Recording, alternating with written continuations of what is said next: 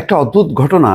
সেটা হলো যে আজকে সবার মনোযোগ বা লক্ষ্য হচ্ছে ঢাকা, যেখানে 5ই আগস্ট জুলাই ঘোষণাপত্র অনুষ্ঠানে সবাই আমন্ত্রিত, অন্তত রাজনৈতিক দলগুলো। কিন্তু খবরে বলা হচ্ছে যে সেই অনুষ্ঠান বাদ দিয়ে কক্সবাজারে গেছেন 4জন এনসিপির নেতা। আছেন হাসনাত আবদুল্লাহ, সার্জিস আলম, নাসিরুদ্দিন পাটোয়ারি এবং ডাক্তার তাসনিম জারা, যেটা এখন চ্যানেল 24-এর স্ক্রলে ব্রেকিং আকারে প্রচার করা হচ্ছে। তার আগে চ্যানেল 1 ব্রেকিং নিউজ দিয়েছে।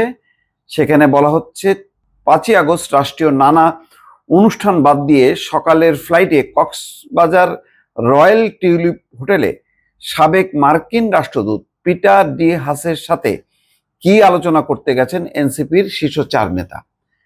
এখন জানি না, তারা আবার হয়তো দুপুরের মধ্যে চলে আসবেন, সকালে গেছেন, আবার হয়তো বিকেলে আসবেন। কিন্তু এটার কি কোনো মানে গুরুত্ব আছে?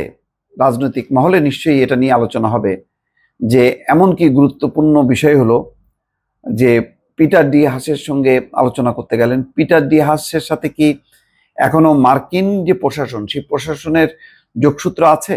তিনি বাইডেন সরকারের আমলের কূটনীতিক ছিলেন এবং বাংলাদেশের একটি গুরুত্বপূর্ণ রাজনৈতিক পর্বে তিনি যুক্ত ছিলেন, এবং ওই সময় মার্কিন যুক্তরাষ্ট্রের পক্ষ থেকে বাংলাদেশে একটি অবাধ, নিরপেক্ষ, সুষ্ঠু নির্বাচনের জন্য ব্যাপক কূটনৈতিক তৎপরতা চালিয়েছেন, এবং সেই কারণে তিনি সরকারের পক্ষ থেকে বিতর্কিত হয়েছেন। সরকারের নানা রকম রোষানলে পড়েছেন, নিরাপত্তা প্রত্যাহার করা হয়েছে, এবং বিভিন্ন জায়গায় আওয়ামী লীগের নেতারা হুমকি দিয়েছেন। সংসদে আলোচনা হয়েছে। রাশেদ খান মেনন, হাসানুল হক ইনু সহ অনেকেই তাকে বহিষ্কারের দাবি করেছেন। তারপরেও পিটার ডি হাস তার অবস্থানে অটল ছিলেন এবং বলছেন যে তাদের এই নীতিটা হচ্ছে বিশ্বব্যাপী, শুধু বাংলাদেশের জন্য না। যেখানেই অবাধ, নিরপেক্ষ, সুষ্ঠু নির্বাচন হবে না, সেখানেই তারা স্যাংশন দেবে, এবং বাংলাদেশে ভিসা নিষেধাজ্ঞা দেয়া হয়েছিল। একদম শেষ পর্বে ডোনাল্ড লু একটি চিঠি নিয়ে দৌড়ঝাঁপ করতেও দেখা গেছে বিভিন্ন নেতাদের কাছে। সেখানে বার্তা ছিল এই যে সংলাপের মাধ্যমে যাতে সংকট অবসান হয় এবং সবার অংশগ্রহণে একটি নির্বাচন হয়। কিন্তু শেষ পর্যন্ত মার্কিন সেই অনুরোধ উপেক্ষা করেই বাংলাদেশে একটি নির্বাচন হয়।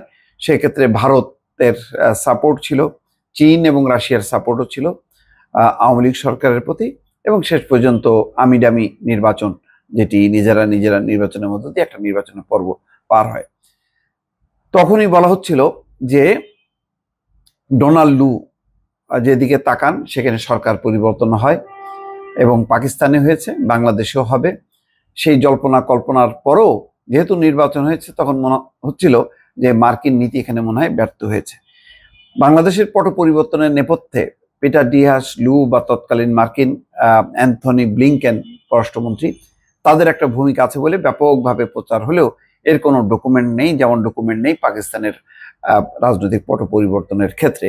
এবং শেখ হাসিনা প্রকাশ্যে বলেছে যে আমেরিকা তাকে সরাতে চায়। শেষ পর্যন্ত হয়তো এই পট পরিবর্তনকে ইঙ্গিত করে বলা হয়েছে এখানে দেশি বিদেশি ষড়যন্ত্র আছে, সেন্ট মার্টিন না দেওয়ার কারণে এরকম একটা পরিণতি, এবং চাপ ছিল যে সেন্ট মার্টিন দিতে হবে। যাই হোক, এরকম কথাবার্তার অনেক হয়েছে। ষড়যন্ত্র তত্ত্বের নানা ধারা উপধারা সে সময় প্রকাশিত হয়েছে।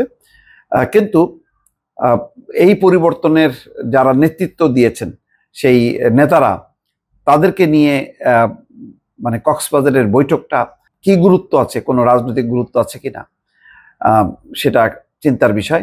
আজকেই প্রধান উপদেষ্টা দেশের উদ্দেশ্যে, জাতির উদ্দেশ্যে ভাষণ দেবেন 8:20 এবং সেখানে বলা হচ্ছে যে নির্বাচনের আরো সুনির্দিষ্ট সময়সীমা বা তারিখ ঘোষণা করবেন। এটা নিয়ে এনসিপি, জামাত একটা ভিন্ন অবস্থানে আছে। তারা মনে করে যে আরো সংস্কার, লেভেল প্লেইং ফিল্ড, নির্বাচন কমিশনের সংস্কার, এসবের পরেই নির্বাচন হওয়া উচিত। তো অন্যদিকের খবর হচ্ছে যে ডক্টর মোহাম্মদ ইউনূস দ্রুত নির্বাচনের পক্ষে, এবং তিনি আর এই অবস্থায় মানে রান করতে চান না। তার কাছে মনে হচ্ছে যে দিন যত যাবে রাজনৈতিক জটিলতা বাড়বে, দাবি দেওয়া বিভিন্ন পক্ষের সেগুলি উত্থাপিত হবে। সুতরাং একটা নিরপেক্ষ নির্দলীয় নির্বাচন, সেই নির্বাচন হওয়া দরকার, এবং সেই ক্ষেত্রে হয়তো সেনাবাহিনীর সর্বোচ্চ সহযোগিতা চাইবে। বিএনপি একমাত্র দল যারা অল আউট বলছে যে মানে নির্বাচনের পক্ষে সাপোর্ট দিয়ে যাচ্ছে সরকারকে। ফলে একটা রাজনৈতিক উত্তেজনা আছে। এই অবস্থায় গতকালকে মাহফুজ আলম তথ্য উপদেষ্টা তিনি আবার বলেছেন যে 111-এর পদধ্বনি শোনা যাচ্ছে। রাজনৈতিক অঙ্গনে উদ্বেগ উৎকণ্ঠা আছে। এবি পার্টির চেয়ারম্যান মুজিবুর রহমান মঞ্জু বলেছেন যে মানে শুধু পদধ্বনি না, তারা স্পষ্ট আলামত দেখতে পাচ্ছেন। সব মিলিয়ে এমন একটা পরিস্থিতিতে এনসিপির গুরুত্বপূর্ণ 4 নেতার সফর নিঃসন্দেহে একটা ভিন্ন রাজনৈতিক আবহ তৈরি হয়েছে এবং নানা রকম বিশ্লেষণ তৈরি হয়েছে। দর্শক ভালো থাকবেন, আল্লাহ হাফেজ।